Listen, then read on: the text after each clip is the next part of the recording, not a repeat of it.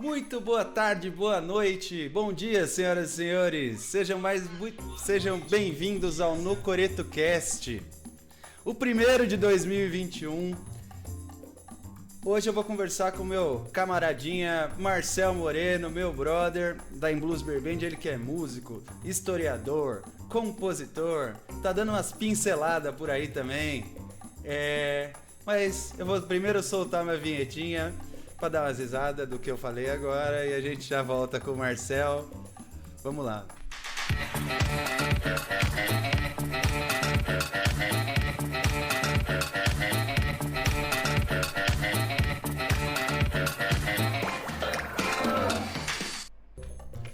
Então, galera, com vocês, Marcel Moreno.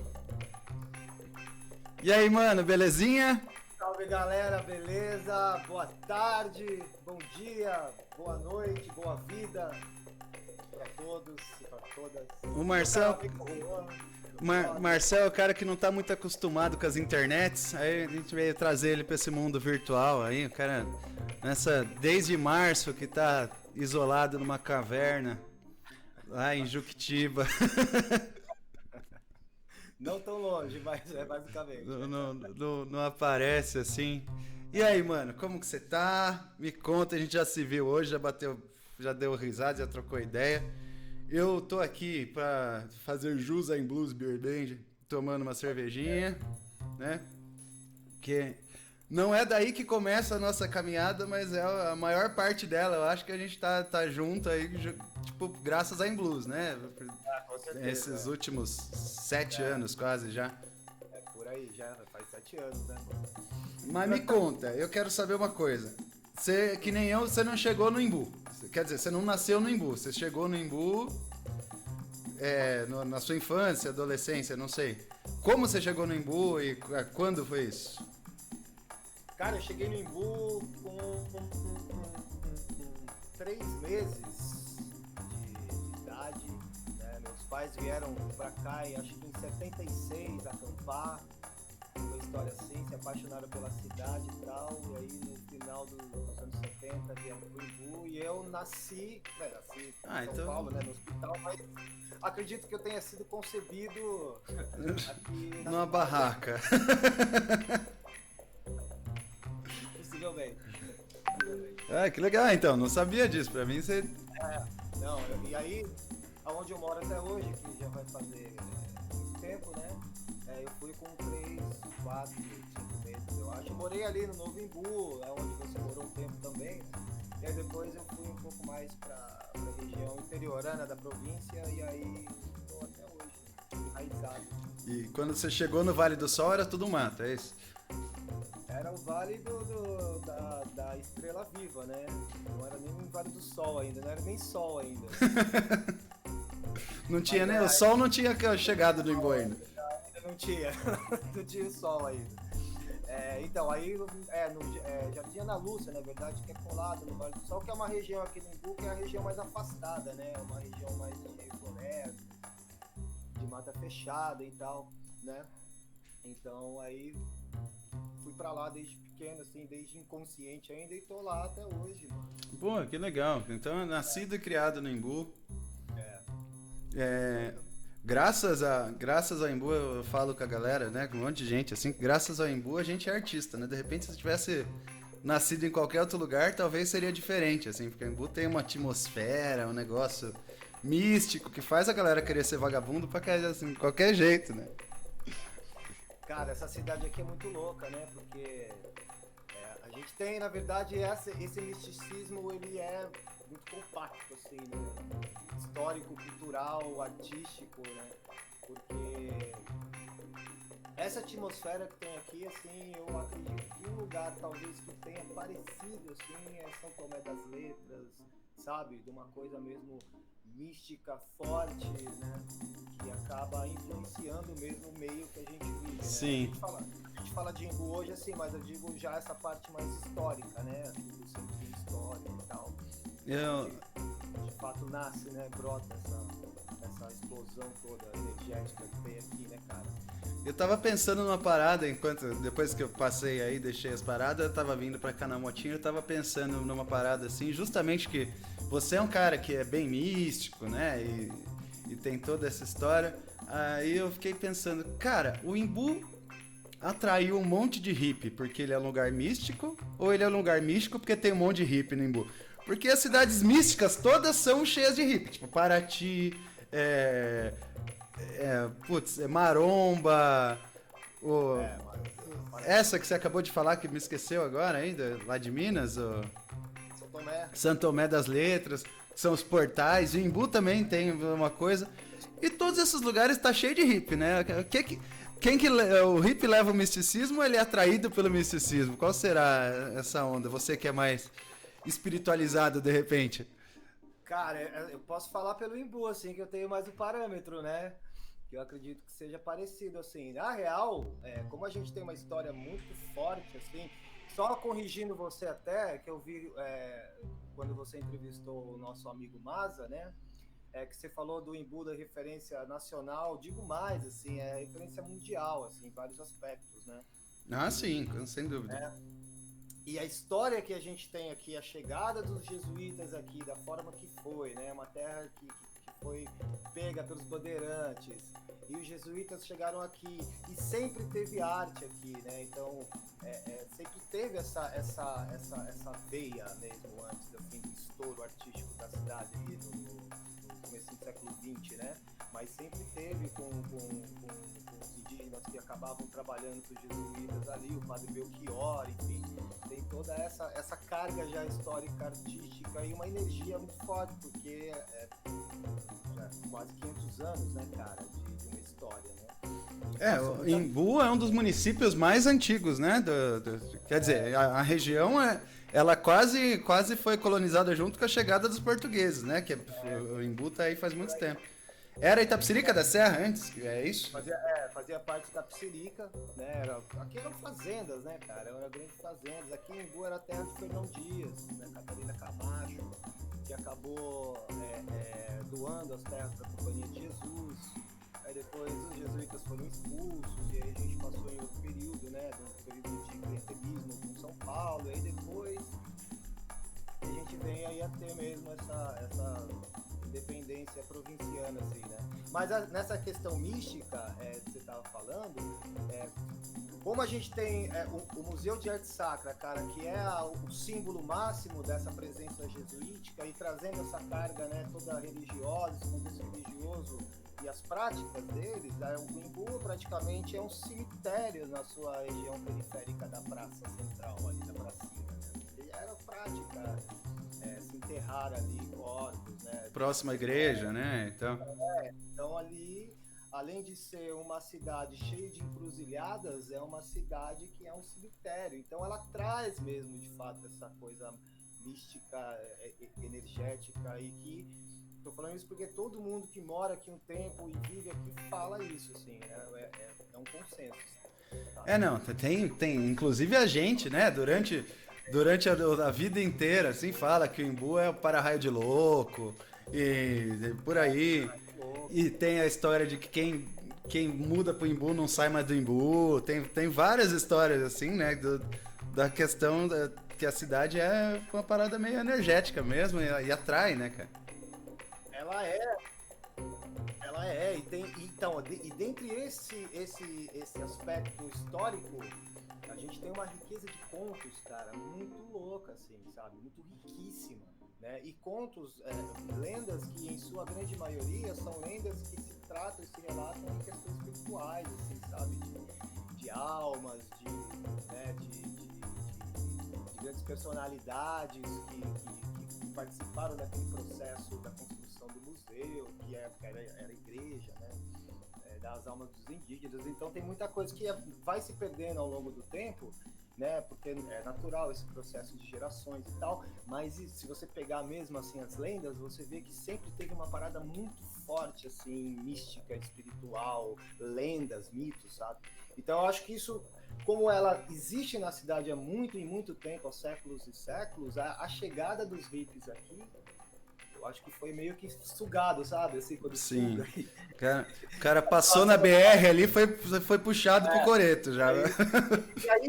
E aí o cara chega aqui, cara, ele se depara com uma cidade que fica a meia hora de São Paulo, 40 minutos, né? Hoje, assim, dizendo com o Rodoanel e essas coisas, antigamente demorava um pouco mais, mas próximo a São Paulo, a metrópole, né? E entrava aqui e já se sentia em outra atmosfera, assim, falava, parece que eu tô em um mundo paralelo, né? E até a geografia do Embu é muito louca, porque a gente tá rodeado de serra, né? Sim, sim. E a gente é um vale, né, cara?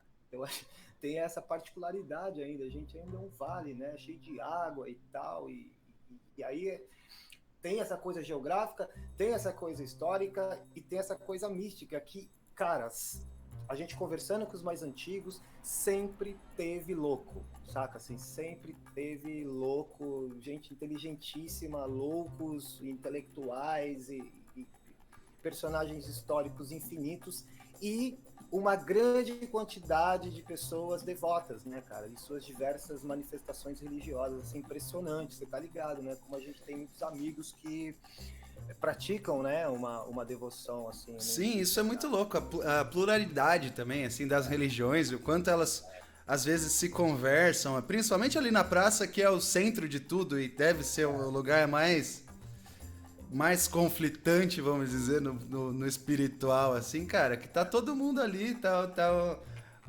até os Racionais vieram pro Embu, né, que eles ficam de sábado na praça, cara, a galera do Racional, você só vê no Embu e na Paulista, você não vê em mais lugar nenhum, cara, esses caras. Exatamente. Então, alguma coisa tem, saca? Sim, sim. E eu acho que eu, assim, vivendo há muito tempo aqui, na verdade, desses quase 40 anos, eu comecei a ter uma percepção do Embu há pouco tempo, cara, numa percepção um pouco mais ampla, assim, saca? De perceber as coisas e falar, nossa, cara, isso é real. A galera falava, mas, meu, isso é real, sabe? Então você vê essa transformação.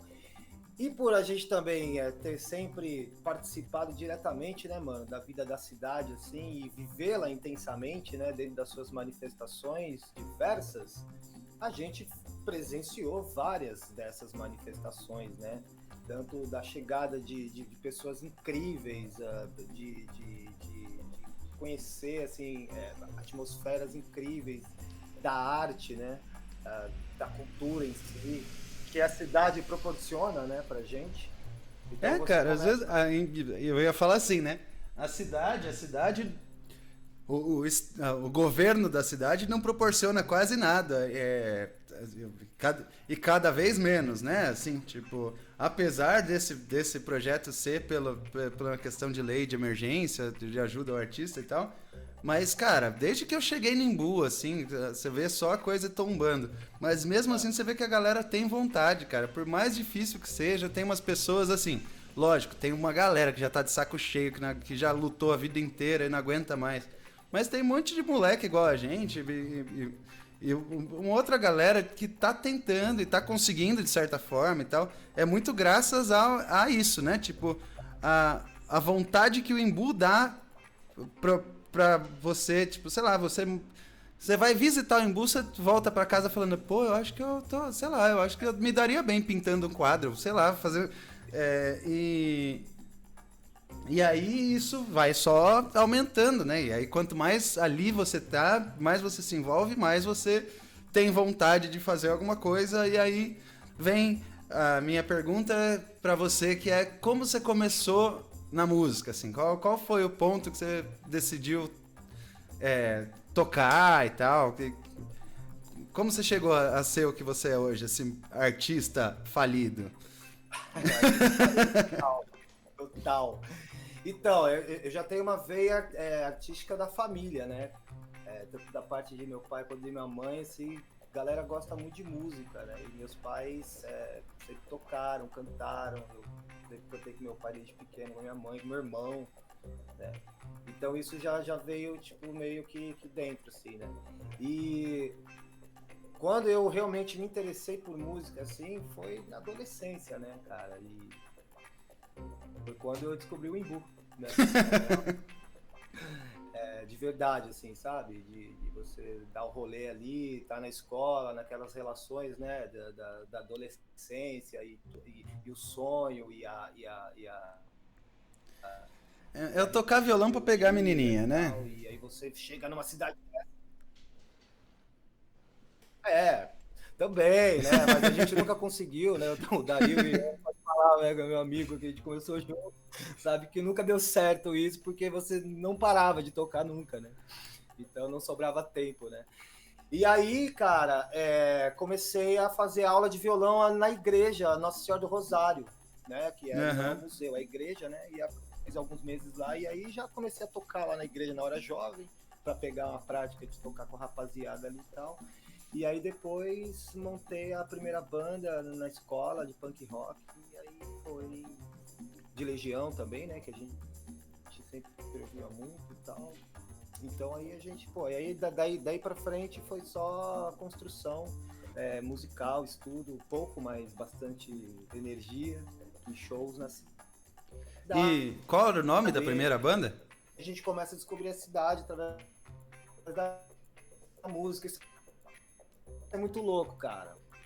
O Maza foi meu primeiro baterista, chamava Rota 66. Rota 66. Era eu, o Mazo, o Darílio, a galera. E aí depois a gente montou a Cirrose Hepática, né? Ah, sim. Então a Cirrose Hepática é a segunda banda. É a segunda banda que existe até hoje, mas a gente nunca mais tocou assim, galera. Mas... É. Eu ia falar, com a pandemia fica difícil mesmo, né? E aí foi que passou um tempo e aí eu comecei mesmo a tocar no centro do Imbu, nos barzinhos. Eu acho que a primeira vez que eu toquei no Imbu, em 1999, no Bem Brasil. O Bem Brasil tinha recém-inaugurado ali, alguma coisa assim. Caralho. E, cara, o Imbu não tinha essa vida noturna musical, assim, pelo menos estou dizendo da minha geração, assim, né? A gente não tinha essa, igual tem hoje, sabe, de barzinho. Sim. Então, abriu o Bem Brasil, que era um ali mesmo, dessa questão de mesas de fora e tal, dessa cultura. E ali, cara, querendo ou não, foi um ponto de encontro muito louco nesse período, assim, porque, imagina, você com 18 anos tocando assim no barzinho e tal, pra quem é provinciano da gente, né, que sempre viveu aqui na época, era inimaginável, era muito louco, né, cara? E aí, ao longo do tempo, descobrindo as coisas da cidade, músicos, e aí você vê que a cidade é pequena, e aí aquilo que você falou, assim, é incrível, assim, você respira arte aqui, parece que te dá um lance muito forte você querer fazer arte, né?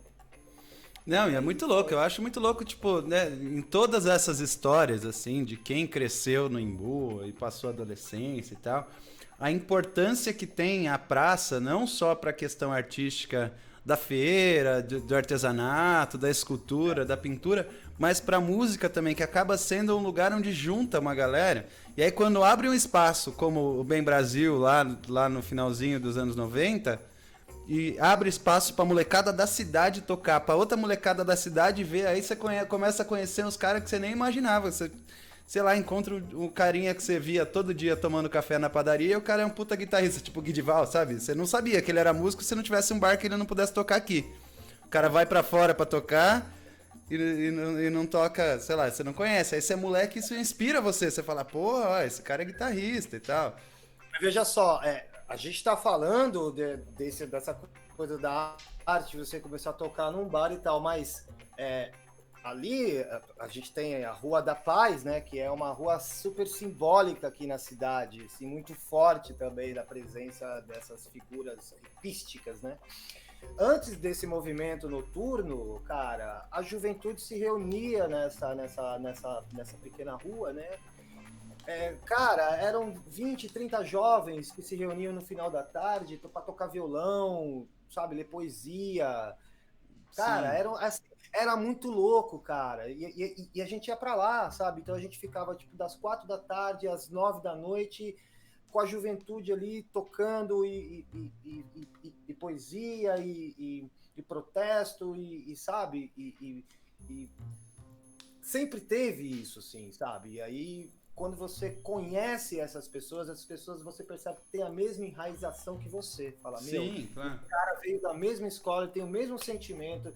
Essa cidade realmente ela tem algo muito forte nesse aspecto da arte que puxa assim para baixo, sabe? Assim, que faz mesmo querer ou sair pintando igual você falou, ou sair tocando, ou, cara, sei lá, fica aqui. Ou sair correndo pelado por aí. Dá pra Correndo fazer. pelado. Tem umas histórias aí. Eu falei sem pensar, mas eu lembrei. Então, lembramos, né? Que faz parte já da mística da cidade, inclusive, né? Já tem essas lendas. A gente tem que separar. Existem as lendas jesuíticas e existem também as lendas contemporâneas, né? Sim, sim. É, porque, querendo ou não, a história vai acontecendo ao longo do tempo, né, cara? Vai modificando, mas os personagens ainda existem, né? Eles continuam vivos ainda, né? Então, e a gente tá aqui pra contar essas histórias. Cara, e aí lá no finalzinho dos anos 90, você começou a tocar nos barzinhos, com as suas bandas e tal. E você virou historiador. Marcel foi meu professor de história no Eulália Malta. Você vê como ele é velho.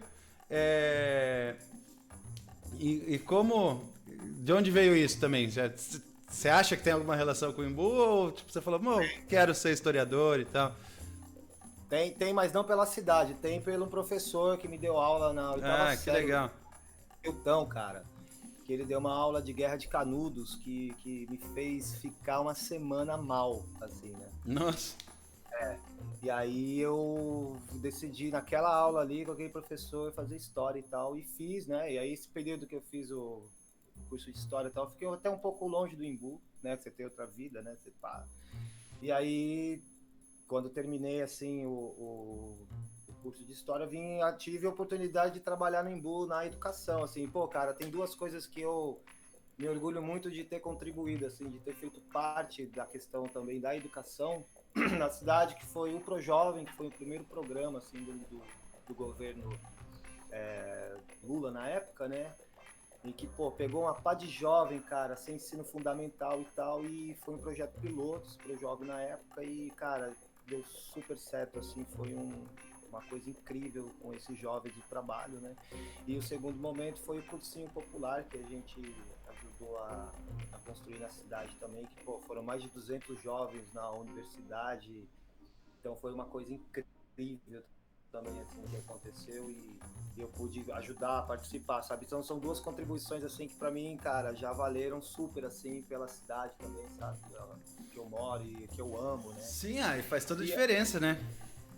Faz a diferença. Mas o curioso é que eu nunca tive esse ímpeto de falar historicamente do Embu, assim, mesmo fazendo história. É muito louco isso, né? Você mora uma cidade com tanta história, né? Com tanta coisa. Deve ter tanta coisa, se você começar a cavocar alguma coisa aí, você deve achar umas paradas bem sinistras. Então, e aí há pouco tempo que eu comecei mesmo a aprofundar um pouco mais nessa história oculta da cidade, assim, não a que foi contada, né? Então aqui a gente vai descobrindo ao longo do tempo, dos contos, né, das pessoas, das lendas, enfim, dessas coisas todas, que aí sim a gente já começa, aí voltamos lá no começo, essa questão mística, né? Você vai vendo através da história mesmo que isso é muito real, né? Então aí já contribui também para você entender a cidade que você mora, né? Porque entender o Embu é importante, para se você, presta atenção, se você vier a morar no Embu, precisa entender essa cidade aqui. A cidade tem um tempo diferente, você passa por um portal, quando você passa por debaixo da BR, assim, da Regis, e o tempo muda, ele paralisa um pouco, então é aquela coisa, velho, você combinar com o Juan, falar, Juan, meio-dia na padoca, umas 2 horas da tarde, eu tô lá, porque meu tempo é diferente do seu, entendeu? Nossa, o seu tempo realmente é algo digno de um embuense. Não, apesar de que a cidade é muito corrida, né? Parece que não, cara. Parece que é um sossego só, mas durante a semana, fora do fim de semana, é gente correndo pra lá e pra cá o tempo todo. É muito difícil de você ver isso que acontecia lá nos anos 90, comecinho dos 2000, da molecada sentada na praça tocando violão de boa. Não se vê mais tanto, né, cara? Não se vê quase nada, na real. Isso que você falou é muito importante, assim, porque mudou e vai mudando, né? Eu até brinco, chamo Embu de província, né? Mas hoje não é tanto mais província, né? Porque naquela época a gente só tinha Embu, né? Era difícil ir para São Paulo, não era fácil. Claro. A gente não tinha acesso, né, cara? Então a gente se encontrava aqui. E aí que é muito louco, porque a gente se encontrava na praça para tocar violão, você olhava para o lado, tinha uma galeria, olhava para outro, tinha um antiquário. olhava para o outro lado, já tinha o artista lá na rua fazendo a pintura ou esculpindo. Saca, cara, esse ambiente que você que cresci nesse meio, assim, sabe? Então,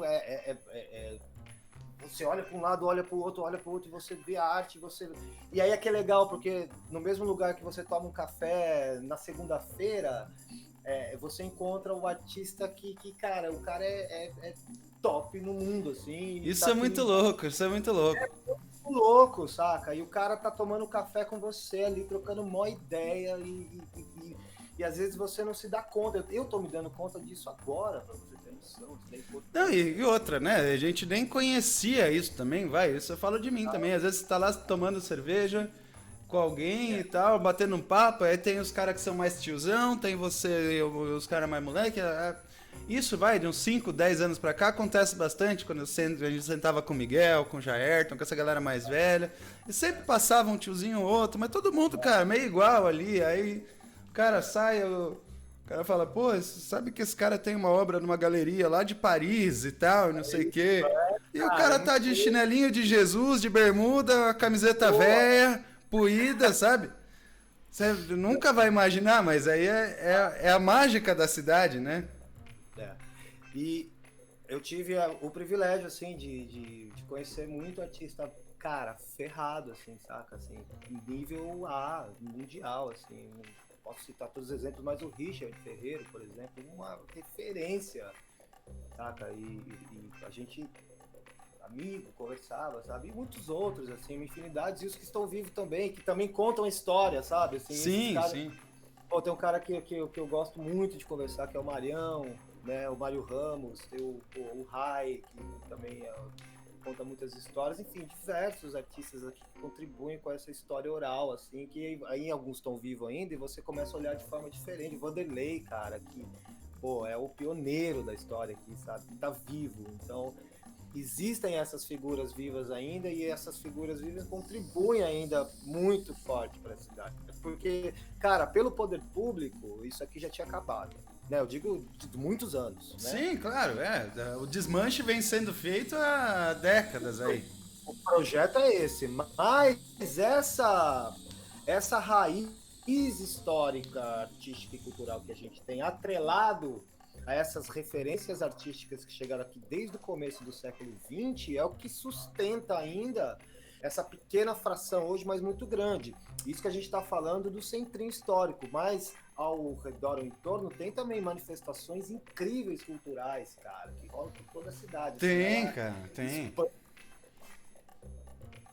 uma forma louca. Mas aqui no centro tem essa particularidade mesmo, assim. Aqui é o coração mesmo, onde bomba, e até hoje bomba mesmo esse ar, esse respiro artístico. A gente, né, sabe que, pô, a blues que a gente tem, né, que a gente toca junto, a gente sabe o que é fazer um som, cara, uma música na nossa praça, embaixo de toda essa história que a gente tá fazendo. E o que é também você chegar em qualquer lugar e falar, eu sou do Imbu, em qualquer lugar que a gente vai, cara. Você fala que é do Imbu, a porta abre pra você, o povo fala, meu, que legal, que gostoso, adoro Imbu. Eu não conheço ninguém que não gosta de Imbu, a não ser morador do Imbu. Morador do Imbu não gosta muito, mas quem é de fora fala, nossa, adoro Imbu. É impressionante, cara. O olhar muda, né? A gente, pô, vários shows que a gente fez, cara, que a gente fala no palco, as pessoas vêm conversar, pô, vocês são do Imbu, nossa, meu Deus. E é real mesmo, assim, isso é verdade, né? É verdade. E isso é um papel muito legal que a gente faz também. Aliás, te parabenizar, brother, por você estar fazendo esse projeto com o Imbu também, né, cara? Que é um resgate também importante dessa nova geração de artistas também, né? E eu tava falando, eu até me perdi, cara. Não, aqui a gente tá aqui pra se perder, cara. Eu me perdi. Eu tava falando, eu não sei o que eu tava falando, mas enfim. Essa parte que nos é dada da cidade, que vem também da ocupação do espaço público, né, que a gente... Eu não sei se eu posso falar assim de uma forma mais abrangente, mas a gente tem dentro de uma participação da cidade transformações importantes, né, que a gente contribuiu, principalmente pelo Desbundas, né? Sim, existe o Carnaval de Imbu, Antes do Desbundas e depois do Desbundas, cara. São coisas... É um divisor de águas total. E isso é uma baita contribuição, porque a gente viu isso efetivamente acontecer e modificar mesmo o pensamento de uma área, né, que sempre foi conservadora, tradicionalíssima, né? Então, tanto que a gente teve muita resistência quando a gente chegou, né, cara? Porque esse conservadorismo, ele... como assim? Vocês são loucos! E é muito contraditório, né? Um bando de artista sendo conservador, cara. É o Embu, cara. Eu tô falando que tem coisas que não dá para entender, né? Mas é uma concentração de raça absurda. Então, e assim, a gente sabe o quanto que a gente teve que passar para poder se manter, né, mano? Não, cara, a gente é bem louco, realmente. Eu entendo que a gente é bem louco enfiar um bloco de carnaval naquele meio. Lá em 2012, com pouquinha gente, era uma coisa, agora já é uma coisa gigantesca. E mesmo assim, a resistência é menor, ela existe ainda, mas ela é menor. Eu não sei se ela é menor ou se simplesmente a gente fala, foda-se, vamos fazer do nosso jeito e... Cara, quando você vê ali uma pá de criança fantasiada, idoso, família, pulando carnaval, se divertindo. Não tem muito o que fazer, né? Não tem uma confusão, não tem... Então, quer dizer, e é uma manifestação cultural que faz parte da história da cidade, mais uma, né? Mais uma contribuição que vem para a gente justamente manter e sustentar isso que os nossos antepassados estão deixando, porque se vacilar daqui a um tempo, isso acaba, né? Então, com isso, a gente ainda contribui para essa história. Olha que louco isso, é uma responsabilidade muito grande até, sabe? E eu falo para você assim, e, pô, de todo coração, eu às vezes me sinto frustrado porque eu acho que eu poderia ter contribuído muito mais, assim, sabe, cara?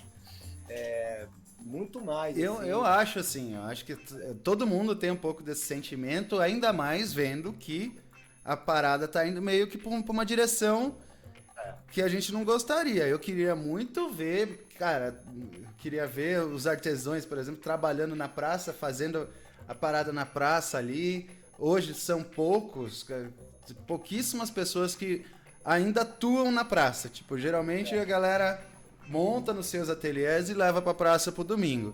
E a ideia da praça ser um shopping em céu aberto não é tão interessante. É legal ver o artista trabalhar, tanto que o quanto isso impactou na vida da nossa juventude, por exemplo, que quando a gente tava na praça lá no fim de semana, os caras estavam trabalhando lá, entendeu?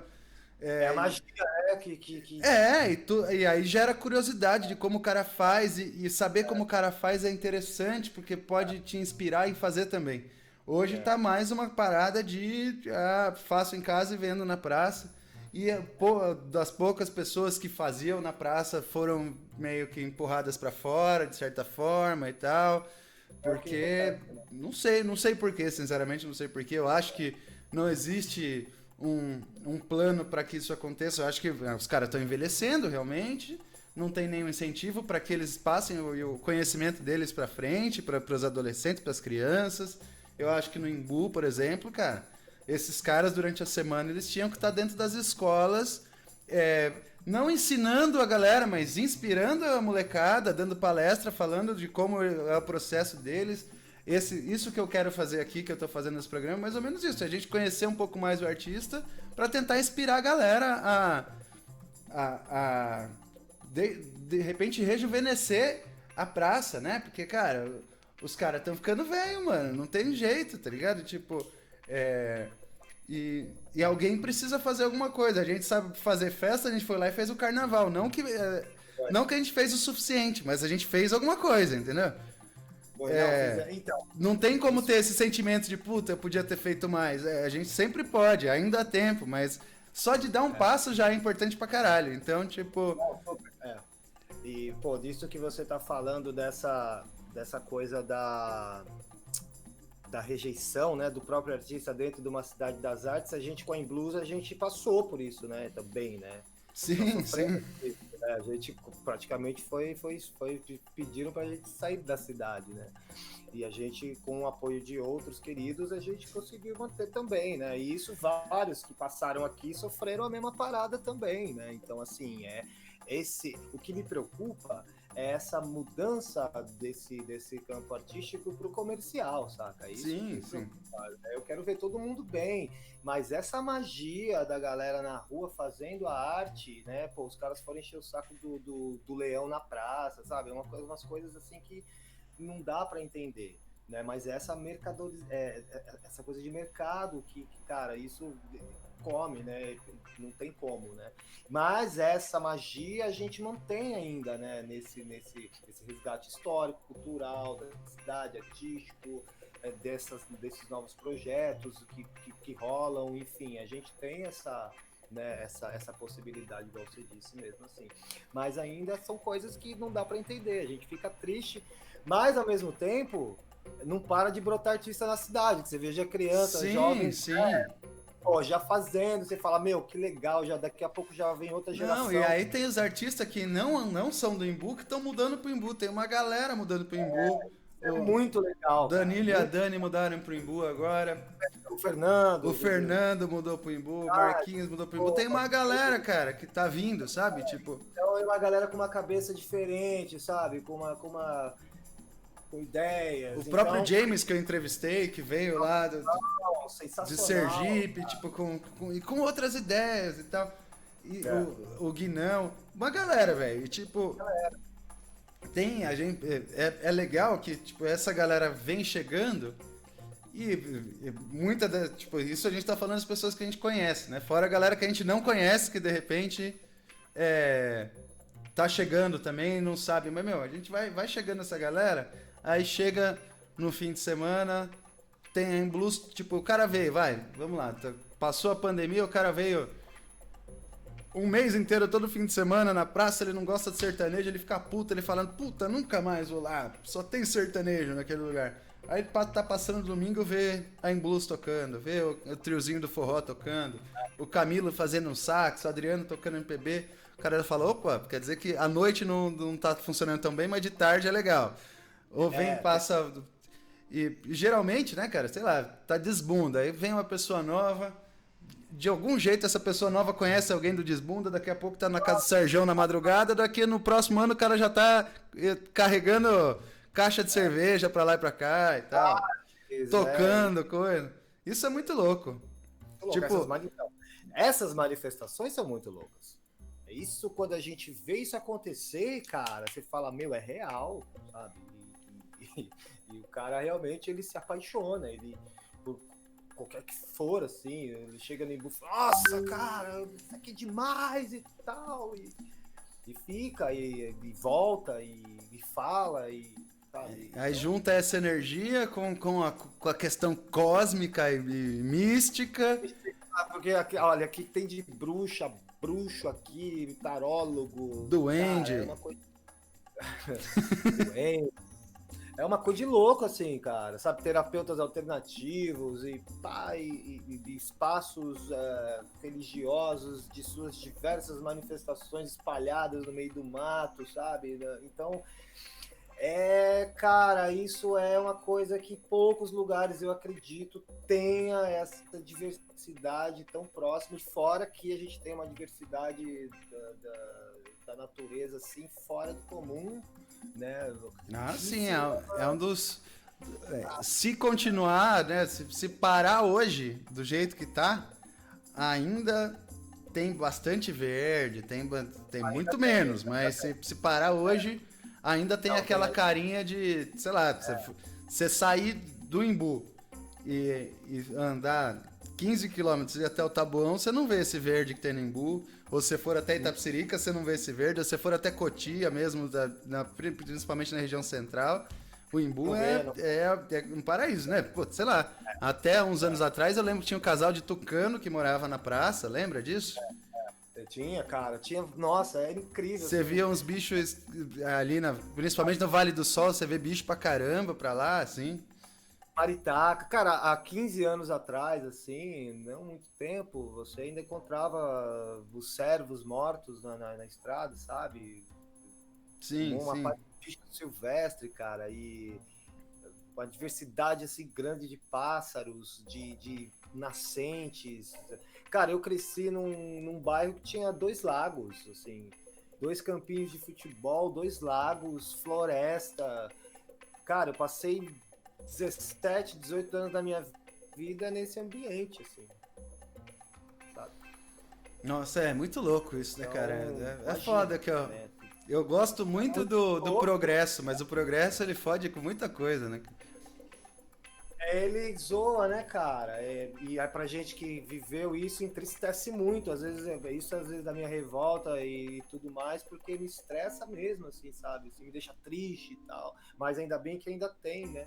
E que a gente ainda pode ainda ajudar também a manter e, cara, construir uma parte de história legal ainda. Mas é triste, né? O negócio tá cada vez menos. Mas então, tem coisas que eu acho muito louco. Eu cresci em Cotia, por exemplo, fiquei em Cotia ali até meus 15, 16 anos, 17 talvez. Mas eu acho que até os 16 anos, aí depois eu mudei pro Imbu. Mas em Cotia, eu, sei lá, dos meus 10 anos, 8 anos, eu já tava jogando bola na rua, sabe? Morava no bairro tranquilo. Hoje, cara, hoje ninguém faz isso. O Augusto não faz isso, seu filho não faz isso, né, cara? Não tem lugar, não tem uma rua que dê pra fazer isso, que não seja, sei lá, num condomínio fechado e tal. O Imbu, eu tenho muita história. Eu escuto muita história de quando eu cheguei da molecada brincando de pique-esconde, brincando na rua, de tudo, assim. Agora já não tem mais tanto espaço, né? Cara, no meu bairro era. Juntasse o meu bairro com o Vale do Sol, que é próximo ali, cara, dava 20 moleques, assim. Imagina, para brincar nesse jardim imenso que a gente tinha, ia pescar de manhã, tarde. Outro mundo, cara, outro mundo, assim. Então, essa base, eu acho que essa raiz do Imbu também tem muita ligação com essa parte ambiental, sabe? E fora os acontecimentos aqui, que são acontecimentos que eu acredito que não tenho em outro lugar, assim, que, digamos assim, acontece no Imbu. Sim, sim. Mano, eu vou colocar a câmera em você agora e eu quero que você fale. Uau! Olha só. Quero que você fale como, como que foi pra você e como tá sendo o nascimento do Desboom das Artes, assim, tipo, o que mudou pra você e tal. Aí você fala um minutinho aí que eu vou ali e já volto. Bom, Desbundas é um filho, né? É um bloco de carnaval que ele é mais do que um bloco de carnaval, né? Ele é um lugar onde as pessoas se encontram para manifestar tudo, né? Em relação a esse espírito artístico, cultural, né? Que é o carnaval. E é um bloco que surgiu de um sonho, né? De um devaneio e se tornou real e é um filho, né? Por principalmente ter mudado a história do carnaval da cidade, a história cultural da cidade também ter contribuído, né? E também das nossas experiências e do nosso crescimento, né? Dentro dessa convivência, né? Não só do bloco, mas pós-bloco também, porque a gente mora no Imbu, né? Então a gente sempre se convivia. E como a gente cresceu junto com o bloco, né? E como que essa vida intensa que é a vida do Imbu, né? Nessas relações pessoais, que essa coisa energética da cidade também contribui para isso, né? Como que a gente cresceu e como que a gente hoje pode olhar para trás e ver que o Desbundas ele é um marco da cidade, assim, ele é um registro, tá nos anais da história, né? E torcer para que, cara, para que mantenha durante muitas gerações Vida aí, né? Esse longa, né? espírito. Vida longa Desbunda. Eu acho que o mais importante, Juan, é que o Desbundas ele conseguiu marcar na cidade uma coisa inédita no Imbu, que nunca teve discussão sobre isso, cara, que foi a ocupação de espaço público. É uma coisa que a gente passa despercebido, mas eu acredito que não tenha outro movimento, a não ser o que tinha na Praça da Lagoa, que sempre foi um movimento de eventos mesmo, mas, cara, essa ocupação do espaço público eu não vi acontecer na cidade da forma que o Desbundas fez, né? Então, Isso é muito importante porque você percebeu que mudou essa mentalidade, né, desse sentido da ocupação. Porque aqui, cara, desde o do final dos anos 90, 99, 2000 lá, que a gente fez o primeiro Cultura Urbana, que foi, cara, numa garagem, e depois virou o que virou um baita festival, sempre teve esse lance, essa pegada mesmo de fazer as coisas na cidade, mas nunca pensado na ocupação do espaço público, né? Sim, sim. E o carnaval contribuiu para isso. Então, para mim, o Desbundas é um filho, cara. E eu acho que eu vou ter um amor eterno sempre, sim. Agora eu já me considero da velha guarda, né? Então já vou com um chapeuzinho, né? Branquinho, camisa do Panamá e tal. Né? Agora eu quero ver se meu filho, né, assuma aí, ou talvez futuramente aí, né? Mas brincando, mas espero que. Acho que você tem também o mesmo sentimento, né, cara? Ah, sim, cara. Não, putz, o Desbunda mudou a forma de eu enxergar o mundo, pra você ter ideia, assim, principalmente nessa questão do vamos fazer, dá pra fazer, quero fazer, porque, tipo, foi mais ou menos isso, foi um dos papos de louco que a gente levou a sério, né? Porque a gente fala coisa no boteco, fala, vamos fazer, vamos fazer, vamos fazer, vamos, o Desbunda, vamos fazer, vamos, e fizemos. Tipo, então isso é muito louco, juntou mais gente, é o que a gente conversou hoje à tarde, que é duro fazer sozinho, né? Tipo, se tem alguém pra te ajudar, te cobrar, te dar apoio e tal, não sei o quê. E o Desbunda foi isso, cara. E é isso, na real.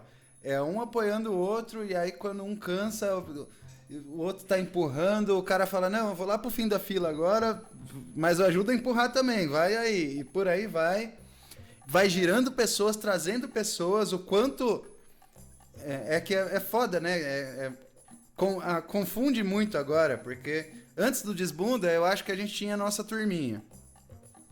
Aí a gente no Desbunda juntou com outra turminha, que virou uma puta turmona gigante. E só tá aumentando essa turma, sabe? Tipo, é um bagulho muito louco. Tá virando uma bola de neve pro bem, que eu acho que não destrói, mas, cara, daí do Desbunda, dos primeiros carnavais, dos 2 primeiros carnavais, surge em Blues também, tipo, que é outra parada que também explodiu a cabeça de outra forma, que baseado nesse... Como posso dizer? Nesse argumento de utilizar espaço público, né, e tal, de, putz, os barzinhos, os bar da cidade estão começando a pender só pro sertanejo, quais seriam as nossas opções e tal, vamos tocar na rua, então bora tocar na rua. E também foi coisa, cara. Terrível, cara, terrível, né, aliás, entre aspas, né, isso é terrível, assim, né? Sim, tipo, uma das coisas que eu sempre admirei muito no Embu, da minha adolescência, do começo da minha noite, da época do Chaparral e tal, não sei o que eu lembrava, que eu lembro com carinho, não sei se é real, mas é que tinha uma diversidade musical grande no Embu, assim, tipo, tinha a galera do MPB, do samba, do rock, tava tudo acontecendo ali na praça. Hoje é uma predominância do sertanejo, tirando poucas exceções, e algumas dessas exceções só abrem no fim de semana, então tipo, a noite do Embu, tirando o Divino e a tabacaria, ela é tomada pelo sertanejo. Durante o dia ainda tem uma diversidade maior, mas à noite pode piorar, viu, meu amigo? Eu já adianto que pode piorar, que lembra, começar a vir os funk pro Embu, a galera deu uma segurada. Ousa dizer pra você que o projeto é esse, assim, os caras tomarem conta mesmo e alugar mesmo galeria pra montar bar e cada vez menos ter esse aspecto tal, né, porque vou falar a verdade, assim, de coração mesmo, é preferível ter mesas do que expositores no final de semana, por exemplo, assim, né, nesse sentido. Mas é um erro porque, cara, sem expositor não tem gente na praça, né? Loucura, isso é loucura, cara. É isso que a gente tava falando agora, assim, sabe? Umas coisas que acontecem que, meu, não dá pra entender, assim, sabe? Você fica meio cara e fala, meu Deus, não é possível que isso esteja acontecendo. E só fazer uma correção, mano. Quando eu falei da ocupação do espaço público em relação ao Disco das Artes, Também meados dos anos 90 aí, pra frente, eu lembro que sempre rolava também, não sempre, mas algumas vezes uns saraus ali no Coreto, né, eram bem legais, assim, o Jair, o Cabeção fazia, uma galera o Santana, saca? Os caras faziam ali também um sarau, era bem legal. Então só corrigindo mesmo assim. Cara, quando eu mudei pro Embu, eu acho que eu já falei essa história aqui, mas tipo, eu detestei o Embu. Eu jogava videogame pra cacete, eu saía da escola, ia pra Lan House, da Lan House ia pra escola direto. Você foi meu professor, sabe que eu só dormia na aula. Mas logo que eu mudei, assim, né, nessa época eu entrei lá no grupo de teatro, que era da Secretaria de Saúde do Embu, e tinha, cara, uma lona de circo na lateral do Museu de Arte Sacra ali. Que aí o Takumi organizava um sarau durante a semana. Cara, isso era uma parada que você... Pra mim, de Cotia, que vivia sei lá, na chácara, lá no meio do mato, aquilo era surreal, velho. Tipo, uma lona de circo com os artistas se reuniam ali. Aquela coisa meio... Era quase triste, porque era também, 20, 30 pessoas sentadinhas nos banquinhos ouvindo alguém falando ali. Não era aquela coisa com iluminação e tal, mas já era um reflexo de resistência dessa galera que até hoje tá aí resistindo de certa forma, né? E é muito louco isso. É muito louco. E, por exemplo, você falou dessa parada do circo, né? Até há pouco tempo atrás a gente tinha o Mariano aqui, o Arlequim. O Arlequim, cara. Saía pela praça, pô, cara, como um Arlequim mesmo, até o TAC também, quando com o Ed, com a Lua, faziam as manifestações na praça ali. Então você via sempre essas figuras circulando, sabe? Eu esqueci o nome dele, mas o cara que tocava aquele instrumento... Eu acho que é marimba, não é? Que é tipo duas bacias. Cara. Nossa, aquilo era incrível, cara. Aquilo era incrível. Aí você tem os bolivianos fazendo um som ali e você tem, cara, outra manifestação. Assim, o que entristece, isso é um fato que hoje não tem mais, assim, você não vê mais. Vai acabando, né? Vai acabando, é isso que a gente tava falando, né? Essa coisa, ela vai acabando, não tem jeito. Né? Quer dizer, jeito tem, mas ela não tem como falar, isso é mentira, né? Não, putz, que é foda, né? Porque, cara,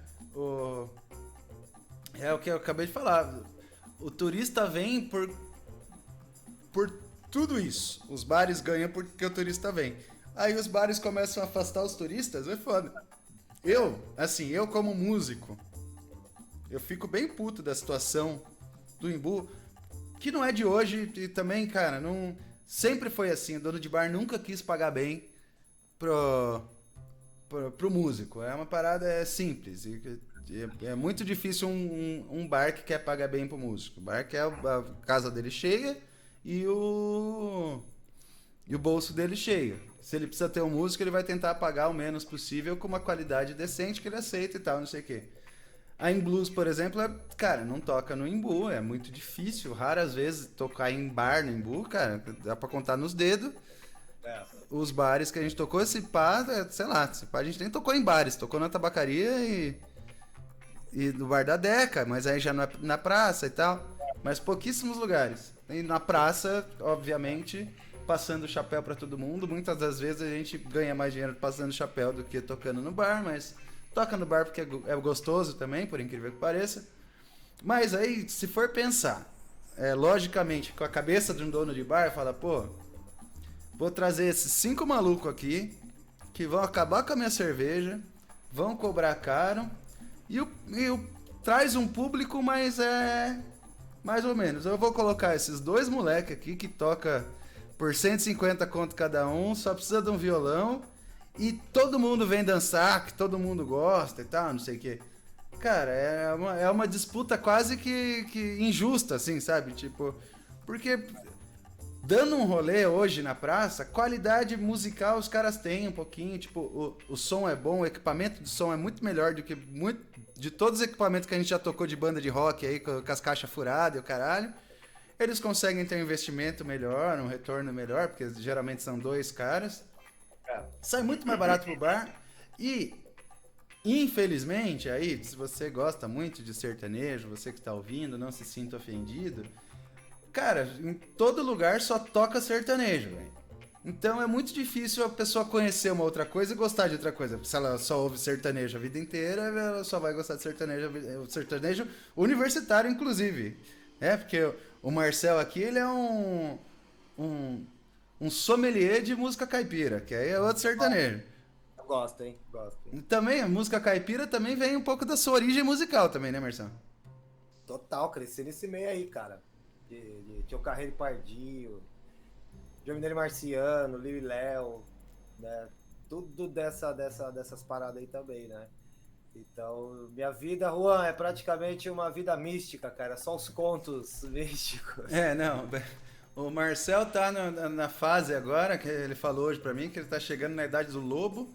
Eu não faço ideia do que significa isso, mas é um senhor que hoje ele passa o tempo dele aí cuidando da sua horta, dando comida pras galinhas de manhã.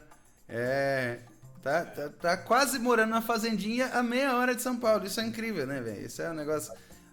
Seu pai, sua mãe sempre gostou, né? Vocês têm a horta lá desde sempre com os bichos. Os bichinhos lá, tem. A gente teve muito bicho lá, né? Já, pombo, galinhas de suas variáveis espécies, né? Visitas de raposas, de vários bichos. A roça tem suas vantagens, né, mano? Cara, eu imagino, inclusive, que, sei lá, né? Vou falar um pouquinho de pandemia.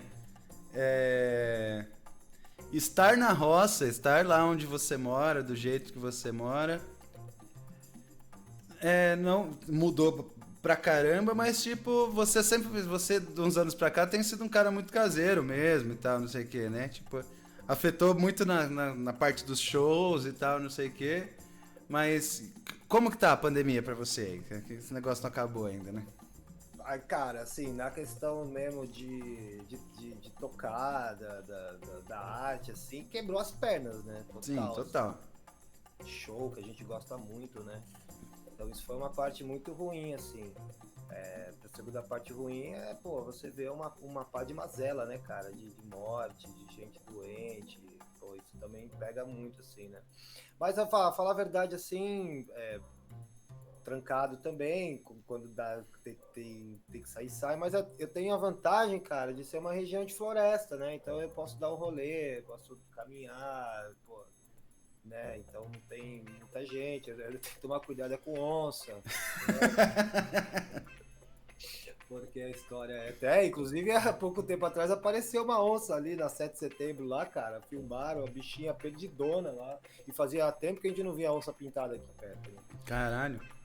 Então, assim, pô, eu acho que tá punk, assim, né, cara? Mas tá pelo que eu vejo de outras situações, assim, eu me sinto até um privilegiado, sabe, cara? Verdade, E você que é historiador, cara, não sei se você já estudou outras pestes e outras pandemias, aproveitou isso.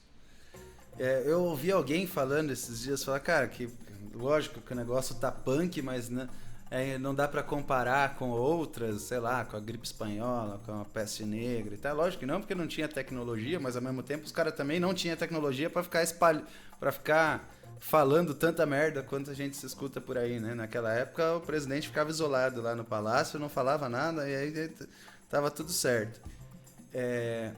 O que você acha, sei lá, só de uma loucura histórica, assim. Isso, cara, sei lá, eu acho que minha mãe não tinha passado por isso, a primeira pandemia dela e minha também, sabe? Isso é muito louco. Não sei se caiu aí, cara. Tá travado. Alô, Marcel! Ah, você. Pô, eu queria até. Ok? Ok, voltamos. Eu queria até agradecer aqui, cara, que eu até esqueci o Leozinho, que é o que me prestou esse espaço aqui, com microfone, com equipamento de qualidade. Leozinho da... Se você for em casa, você vai achar pergaminhos, você vai achar, né, diversos Não, livros, eu sabe? sei. Marcel tem uma coleção de vídeo de fita cassete onde ele assiste os seus filmes em VHS, velho. VHS e Sua coleção de sensacional. Chaves e Chapolin gravados do SBT. Exatamente. Mas então, voltando à tua pergunta, eu acho que o que é mais mazelado, o que é mais punk, cara, é que nós somos protagonistas históricos, né? Isso cara, eu não sei se orgulho não é, né? Porque Orgulho não é, protagonista orgulho não é. de alguma parte histórica que vai ficar marcado para sempre, não é uma coisa legal. Então eu acho que a gente está passando isso. Nós somos protagonistas de uma coisa que a gente está conhecendo agora. Então eu pelo menos acho que dá para fazer uma análise daqui uns 5, 10 anos, assim, pensando como uma cabeça de historiador, assim, sabe? Para Sim, sim. falar, foi isso e tal, mas assim, agora a gente está no meio do caos, né? Então a única consciência que eu tenho é que somos protagonistas históricos, né? Se cuidem, né, segurem, se mantenham, né? Tipo, tentem ficar fora. Não acabou. Segura um pouco essa onda, segura essa periquita que não acabou. O negócio tá aí a gente continua protagonista, né? Atores principais dessa barbárie que tá rolando aí. Cara. E é foda, né? Gente que tá acostumado a sair todo fim de semana, saía pra tocar e tal, não sei o quê. Falta de fazer um som, cara, de tocar pro público e, que legal que é tocar, sabe? Assim, pra uma galera. A gente até fez umas lives, galera, mas puta, não tem a... Não tem, eu sabe? Curti, tipo... Live é um negócio esquisito pra caramba, assim. Sei lá, eu fico incomodado de tocar olhando pro computador. É necessário por enquanto, né? Mas... Esse papo que a gente tá tendo aqui já é foda de tá... Eu tô olhando pra uma câmera, você tá olhando pra outra, tá ligado? Tipo...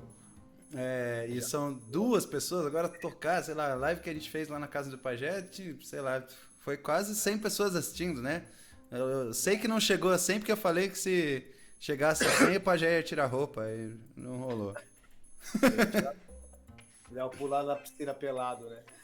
Então, assim, e dentro dessa pandemia aqui pro Imbu, cara, foi triste, assim os meses que a galera não conseguiu expor, sabe, o comércio, que deve ter sido, obviamente, pro mundo inteiro, mas falando da cidade aqui, né, que é o nosso assunto, foi muito punk ver, assim, sabe, o desespero e a forma com que tudo aconteceu e, muito expositor, artista passando necessidade, sabe, assim... Não, cara, nesse período teve duas coisas que foi muito marcantes, assim, pra mim, apesar de eu estar longe do Imbu, longe assim, né, tô a 20 minutos do Imbu, mas eu não tô participando mais tanto dali daquele lugar como eu gostaria, o Tutus ter fechado, tipo, ter baixado as portas, fechou, acabou. Que é um restaurante, cara... É ponto de referência, tá ali da praça desde sempre e tal. Economia, exatamente. E a Galeria do Rai também, né? A Galeria do Rai tá desde os anos 90 ali. Enfim, várias galerias que fecharam, né, mano? Vários antiquários que fecharam também. Não digo na pandemia, mas fecharam ao longo da história da cidade, decadente, né? Dessa questão das lojas, da arte e tal. E aí, foi assustador, né? Assim, você vê o Imbu, tipo, você via o Imbu domingo, cara, assim, feira, assim, sabe? Vazio, assim, isso eu nunca tinha visto na minha vida. Exatamente, eu ia falar, quando você viu isso, né? Tipo, cara, nunca. No final de semana, tudo vazio, assim, e você olhava e falava, cara, que tristeza, agora como faz falta, né, essa atmosfera pra cidade, né? E já também dizer, assim, como também um pedido, uma sugestão, até um acolhimento, que eu acho que tá rolando um movimento desse ainda, que é um movimento de tombamento da feira para um patrimônio material, né? Eu acho que já passou da hora, né, cara, de ter esse tombamento, essa preservação, né, da feira. E se não fizer isso logo, periga a feira não existir, né? Daqui a pouco o projeto final é a extinção completa dela e transformá-la em outra coisa. Então, nesse tipo de coisa a gente já discorda, que eu acho que é uma parada tão grande, tão importante, que é muito difícil existir um plano de desmanche, existe um plano de tirar a galera que reclama das gestões e tal, entendeu? É isso. Não, mas Tipo, essa é a resistência que eu tô falando. Porque se acabar essa galera, por exemplo, eu sei que lá na Rua da Paz tem um que ainda tá resistindo. mas logo menos não vai ser mais, então vai ser completamente dominado, enfim. É isso que eu digo pra você, não digo acabar, né, a estrutura dela, mas é esse ímpeto, porque é o que a gente tá falando no começo, essa raiz já existe, isso não vai acabar no Imbu, né, esse sentimento artístico, tal. Mas um tombamento é uma garantia, né, de defesa de um patrimônio. Eu não faço ideia de como isso funciona, isso deve ser uma parada mais demorada, né, burocrática e tal, não sei o quê. Isso precisava muito ter, por exemplo, um braço da Secretaria de Turismo e Cultura, de repente, junto, brigando por esse tombamento, né? O que eu sei é que há o tombamento do museu, né, que até então era 300 metros em torno do museu era protegido, o Infam reduziu, né, para 100. E aí, para você conseguir esse tombamento, a Condefat, a Infam, são os órgãos de competência de defesa de patrimônio, tanto estaduais quanto federais, né, cara? Então é punk um o processo negócio. bem burocrático, assim, mas necessário, saca? Claro. Mas eu acho que necessário, assim, a gente chegou já num ponto em que ele é necessário, assim, sabe? Então, Eu espero que esse projeto... Esperança. E, cara, Eu ia falar, espero que esse projeto cresça dentro da internet, sabe, umas proporções que a gente pode juntar forças para fazer isso acontecer, porque geralmente a internet proporciona esse tipo de situação, de conseguir juntar essa galera. Eu sei que você não está muito habituado com esse ambiente de internet, mas funciona.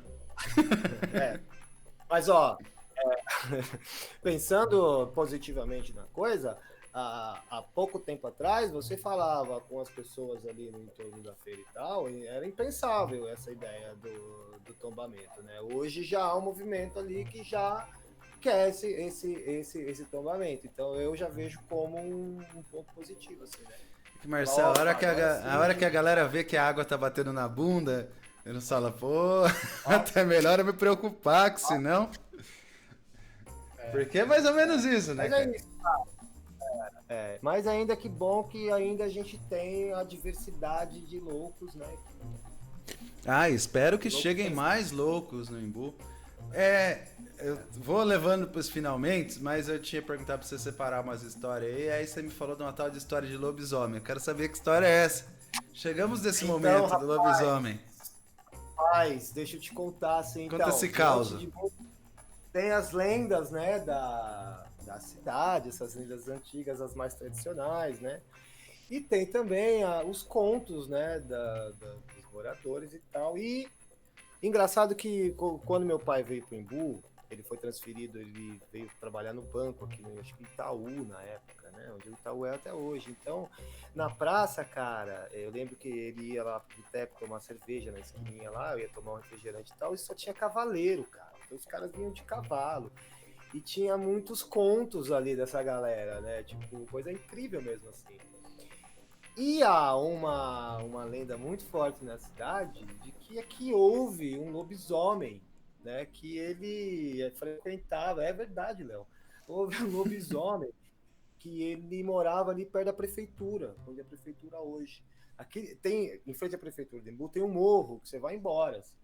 E tinha uma trilhazinha, onde é aquele bar hoje, que faz as costelas no chão e tal, era um sítio, né?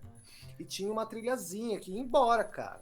E tinha um velhinho que ele andava com um saco nas costas e ele tomava banho no rio e tal. E durante muito tempo, minha mãe falando, eu via vizinho falando, gente da cidade falando em molequinho, de que tinha um bicho no Imbu que ficava atormentando ali o centrinho, porque imagina, o centro que eu tô dizendo era um ovinho do Imbu. Se hoje é pequeno, imagina há 20 anos atrás, 30 anos atrás. Tinha esse lobisomem no centro e tinha um lobisomem no Capuava. Aliás, no Caputera, na Ressaca ali. Eram 2 lobisomens, ou era um só. E contam a lenda que esse lobisomem ficava né? Ele, durante o dia ele ficava ali, passeava na praça e tal. E aí depois ele sumia, assim, durante 3 dias, e aí vários relatos de moradores que viam esse bicho grande de olhos vermelhos, assim, tal. E que esse lobisomem geralmente aparecia muito nas comemorações religiosas da cidade, né? Então, cara, eu morria de medo de ir pro centro à noite, assim, a gente tinha pouquinho quando era moleque, mas, porra, desde até com 14 anos ali eu ficava meio cabreiro, porque era muito mato até chegar ao centro do Embu, né? Fala, vai que, né? E aí você ficava lembrando dessas histórias, cara, você falava, meu, tem lobisomem. E ó, e não é conto de pescador e tal, eu já ouvi uns uivos esquisitos nessa mata aqui, rapaz. Uns dizem que é caipora, né? O Zé fala que são seres, né, extra galácticos, mas eu ainda acho que essa lenda do lobisomem, ela é uma lenda muito real, porque tinha um cara chamado Seu Antônio Carpinteiro. Seu Antônio Carpinteiro fazia telhados e tal, é o pai do Milton, mano. Do Milton que... Sabe, Milton? Sim. E aí o São Antônio Carpinteiro fazendo lá o telhado lá de casa, mano, ele começou a contar os causos lá desse lobisomem, desse mesmo lobisomem que aparecia na ressaca. E ele falava que os caras, quando dava a lua cheia, saía mais de 40 caras com aquelas espirgadinhas na estradinha da ressaca pra pegar Pra caçar o lobisomem? Caralho. E disse que um dia eles pegaram o bicho. Só que o bicho tomou o tiro, se feriu e foi embora, né? E eles ficaram caçando o cara que tivesse uma marca de bala, né? No corpo, assim. E aí contando. E aí encontrou o cara uma vez no boteco, e aí disse que o jagunço lá matou o cara, e esse cara voltou como lobisomem definitivo. Então ele assombra a cidade até hoje, assim. Ele não precisa mais de lua cheia, ele é full time lobisomem. É full time, assim. Então poucas pessoas sabem dessa realidade aqui na cidade de Minas Gerais. Então, galerinha, cuidado você que sai à noite na Praça do Embu, viu? Porque pode ter lobisomem que vai te pegar.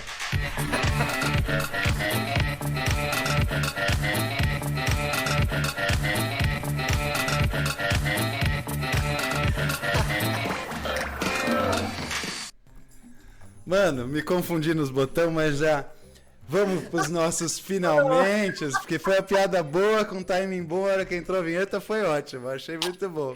Eu já tava aqui já, meu, acabou, tirando a roupa, brincadeira. Mano, quero te agradecer pela participação. Eu acho que eu vou criar um quadro só de contos do Embu do Marcel. A gente vai criar... E contos do Desbundas, hein? Vou escrever o livro do Desbundas, 10 anos, Meu só Deus com do céu.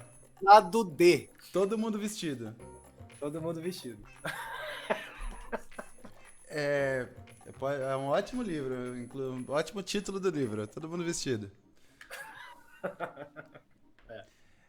Então, já me perdi no que eu ia falar, eu quero te agradecer pelo convite, criar esse quadro aí para criar a mitologia do Embu junto ao Marcel, contos infantis do Embu, livro... Contos de terror e contos infantis e contos da cidade de Embu das Artes. E, bem... Para 2021 a gente não pode esperar muita coisa enquanto a vacina não chega, enquanto a gente ainda está, de certa forma, preso dentro de casa. Peço para você, maninho, se cuidar o máximo que você puder. Eu também, mano. E manda um abraço pro Léo. Quero te agradecer. Você quer deixar o recado para esse público bonito? Cara, ó, hoje a gente chegou a ter umas 5 pessoas assistindo a gente aqui. Eu acho super. E ninguém interagiu, só a Aninha, que ela mandou uma mensagem, desculpa amor, ninguém interagiu não. A Ana, meu amor, minha esposa, ela interagiu. No comecinho do programa ela falou pra eu abaixar o som da música de fundo. Eu abaixei, muito obrigado pela força. Eu te amo. Tá me apoiando pra caramba nessa pandemia e na vida, né? A gente casou, veio morar junto e pum, mundo fecha, a pandemia, é nóis.